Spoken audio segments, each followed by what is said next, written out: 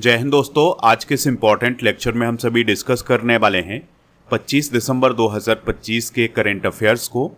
तो आप इस पूरे लेक्चर को बहुत ही ध्यान से लास्ट तक जोड़ देखिएगा। लास्ट में आपसे एक क्वेश्चन पूछा जाएगा जिसका आंसर कमेंट बॉक्स में बताना है। तो चलिए दोस्तों, आज के पहले और इम्पॉर्टेंट क्वेश्चन को डिस्कस करते हैं। पहला क्वेश्चन है, सुशासन दिवस कब मनाया जाता है? आंसर हो जाएगा 25 दिसंबर को। तो हर साल 25 दिसंबर को सुशासन दिवस मनाया जाता है भारत में, यानी गुड गवर्नेंस डे सेलिब्रेट किया जाता है। यह दिवस हमारे पूर्व प्रधानमंत्री अटल बिहारी वाजपेयी जी की जयंती पर मनाया जाता है। यहाँ पर बात हुई थी सुशासन की, तो सुशासन का अर्थ होता है पारदर्शी, जवाबदेह और कुशल शासन। इस दिवस की शुरुआत 2014 में हुई थी। अटल बिहारी वाजपेयी जी की अगर हम बात करें तो इनका जन्म हुआ था 25 दिसंबर 1924 को और इनका जन्म ग्वालियर मध्य प्रदेश में हुआ था। वह बीजेपी के संस्थापक नेताओं में से एक थे और वो आरएसएस से भी जुड़े रहे हैं। वाजपेयी जी हिंदी के प्रसिद्ध कवि और लेखक भी रहे हैं। वे 1996 में पहली बार प्रधानमंत्री बने थे, लेकिन उनकी सरकार केवल 13 दिन चली थी। फिर 1998 में वे उप प्रधानमंत्री बने और उनकी सरकार 13 महीने चली थी। फिर 1999 से 2004 तक उनका पूर्ण कार्यकाल रहा है। 16 अगस्त 2018 को उनका निधन हुआ था। तो ये सारी इंपॉर्टेंट जानकारी आप नोट कर लें। दोस्तों, अब हम दिसंबर माह के कुछ इंपॉर्टेंट डे डिस्कस करेंगे। तो 1 दिसंबर को विश्व एड्स दिवस, 2 दिसंबर को कंप्यूटर साक्षरता दिवस, 2 दिसंबर को अंतर्राष्ट्रीय दास प्रथा उन्मूलन दिवस, 3 दिसंबर को अंतर्राष्ट्रीय विकलांग दिवस, 4 दिसंबर को भारतीय नौसेना दिवस, 5 दिसंबर को अंतर्राष्ट्रीय मृदा दिवस और अंतर्राष्ट्रीय स्वयंसेवक दिवस मनाया जाता है।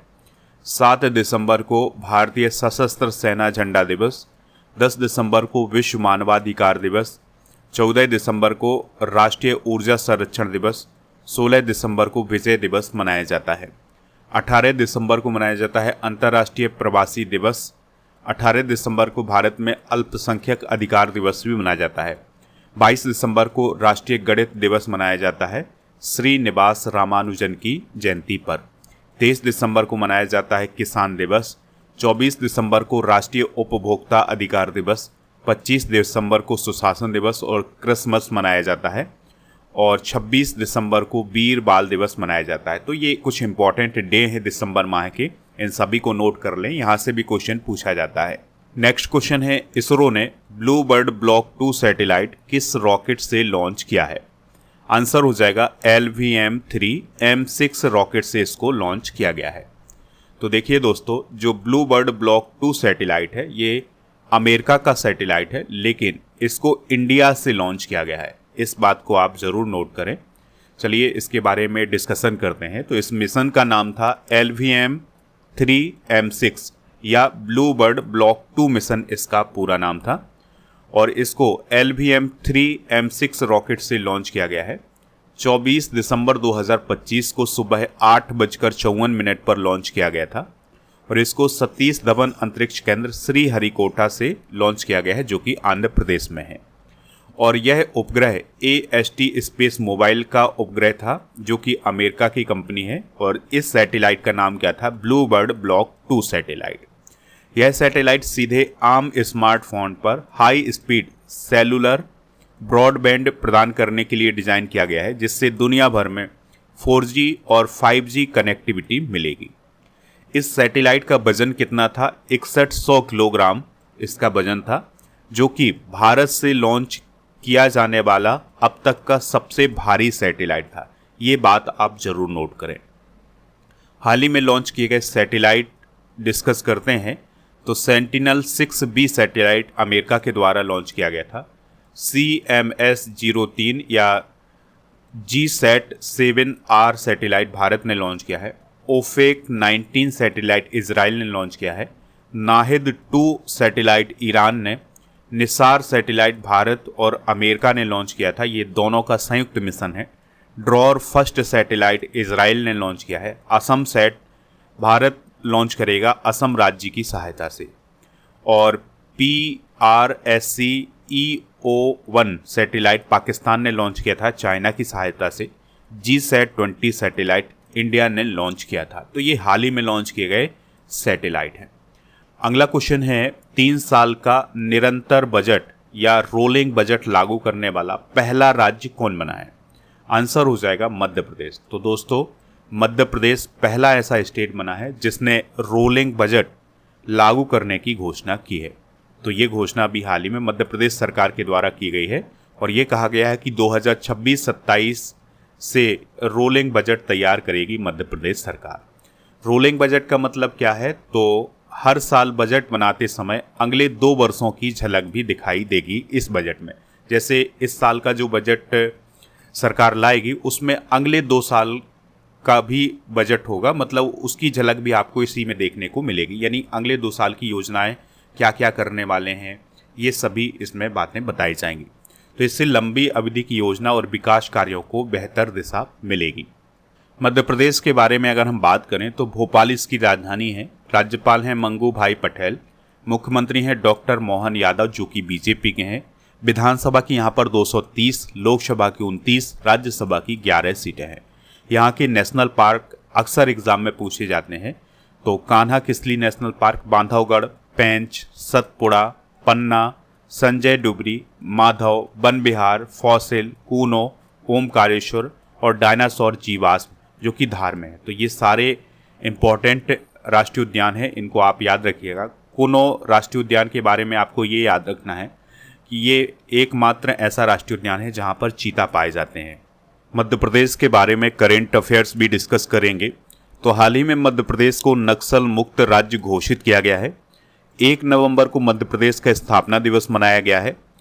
चीतों के लिए तीसरा आवास मध्य प्रदेश के सागर जिले में नौरादेही वन्यजीव अभ्यारण्य बन रहा है जो कि वीरांगना दुर्गावती टाइगर रिजर्व का एक पार्ट है। हाल ही में मध्य प्रदेश को नक्सल मुक्त राज्य घोषित किया गया है, ये हम बता चुके हैं पहले।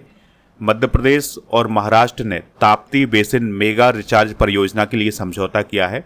भारत का पहला अंतर्राज्यीय चीता कॉरिडोर मध्य प्रदेश और राजस्थान तक बनेगा। मध्य प्रदेश ने भारत की पहली AI संचालित रियल टाइम वन चेतावनी प्रणाली शुरू की है। देश में सबसे अधिक गिद्धों वाला राज्य कौन बना है? मध्य प्रदेश। अगला क्वेश्चन है हाल ही में लॉन्च की गई सनातन संस्कृति की अटल दृष्टि पुस्तक के लेखक कौन है? आंसर हो जाएगा वासुदेव देवनानी।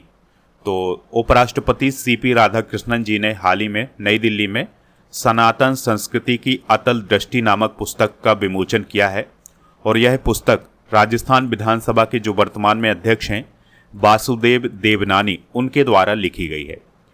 और आपको याद रखना है कि यह जो विमोचन किया गया है पुस्तक का, ये अटल बिहारी वाजपेयी जी की जयंती के।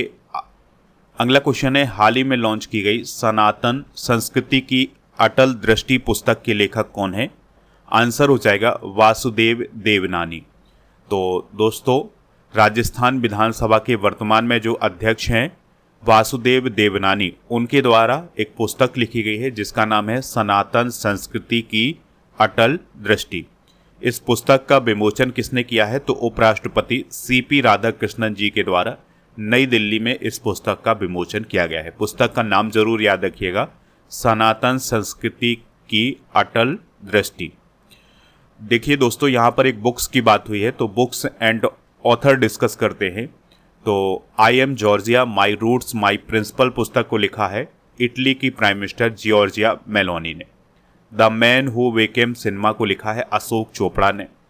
द कॉन्शियस नेटवर्क को लिखा है सगाटा श्रीनिवास राजू ने। The rise of the hitman को लिखा है R कौशिक ने। वाई द कॉन्स्टिट्यूशंस मैटर्स को लिखा है DY चंद्रचूड़ जी ने। MS Swaminathan the man who fed India को लिखा है प्रियंबदा जयकुमार ने। ब्रेकिंग द ग्लास सीलिंग को लिखा है शक्ति गुरुंग ने। 10 पैसे का पोस्ट कार्ड पुस्तक को लिखा है कैप्टन SN अहमद ने। ए विलियन बटरफ्लाइज को लिखा है जगदीश शुक्ला ने। The one cricket my life and more को लिखा है शिखर धवन ने। नेक्स्ट क्वेश्चन है भारतीय तटरक्षक बल यानी इंडियन कोस्ट गार्ड ने हाल ही में कौन सा प्रदूषण नियंत्रण पोत शामिल किया है? आंसर हो जाएगा समुद्र प्रताप। तो इंडियन कोस्ट गार्ड ने समुद्र प्रताप को हाल ही में शामिल किया है और यह पहला प्रदूषण नियंत्रण पोत है, यानी पॉल्यूशन कंट्रोल वेसल है कौन? समुद्र प्रताप।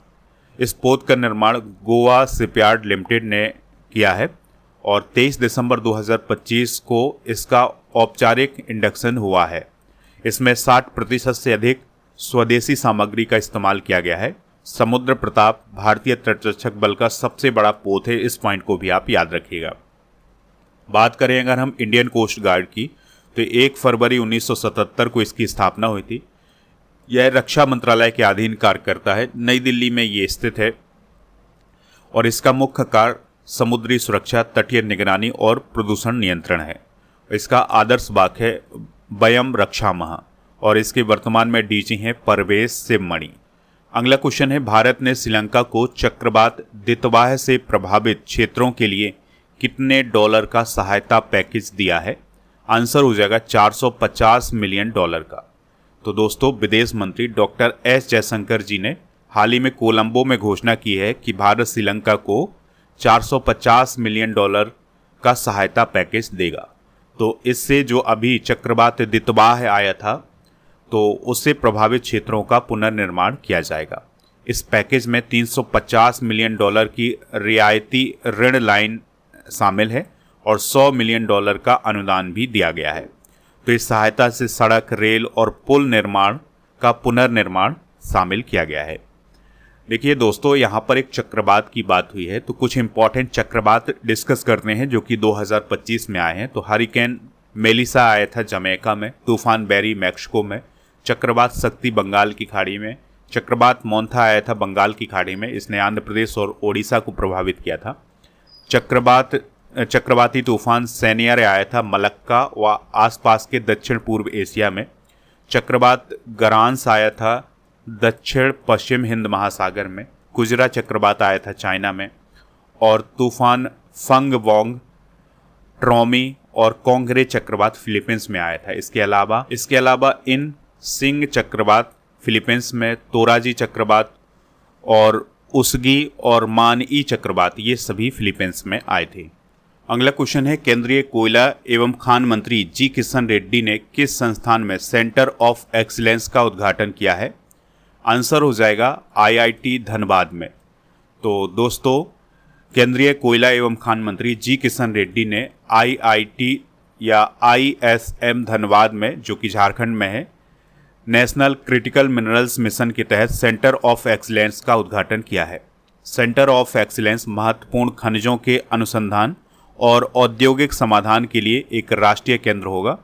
यह केंद्र खनिजों की खोज, एक्सट्रैक्शन, प्रसंस्करण, रिसाइकलिंग, रीयूज और वेस्ट टू वेल्थ पर ध्यान देगा। कुछ इंपॉर्टेंट करेंट अफेयर्स डिस्कस करते हैं। तो गूगल ने ताइवान में एक बड़ा AI हार्डवेयर इंजीनियरिंग केंद्र खोला है। एपीडा ने भारत में अपना पहला क्षेत्रीय कार्यालय खोला है।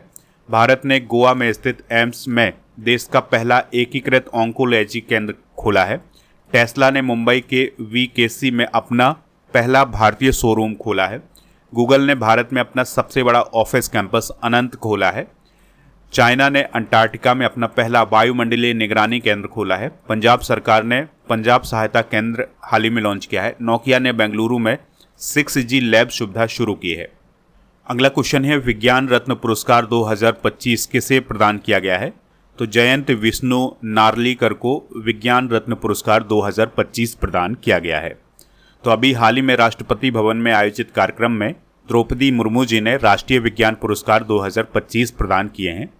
तो कुल 24 वैज्ञानिकों को 4 श्रेणियों में राष्ट्रीय विज्ञान पुरस्कार प्रदान किए गए हैं। तो ये जो पुरस्कार हैं, ये विज्ञान, प्रौद्योगिकी और इनोवेशन में असाधारण योगदान देने वाले वैज्ञानिकोों को प्रदान किए गए हैं। यह पुरस्कार पद्म पुरस्कारों की तरह होते हैं। तो इनकी जो 4 श्रेणियां होती हैं, इसमें विज्ञान रत्न होता है जो कि सबसे बड़ा होता है, फिर विज्ञान श्री, फिर विज्ञान युवा और फिर विज्ञान टीम पुरस्कार होता है। इसकी शुरुआत 2023 में हुई थी। तो जो सबसे बड़ा सम्मान है विज्ञान रत्न पुरस्कार, तो ये प्रोफेसर जयंत विष्णु नार्लिकर को प्रदान किया गया है, जो कि भारत के प्रसिद्ध खगोल भौतिक विज्ञानी थे।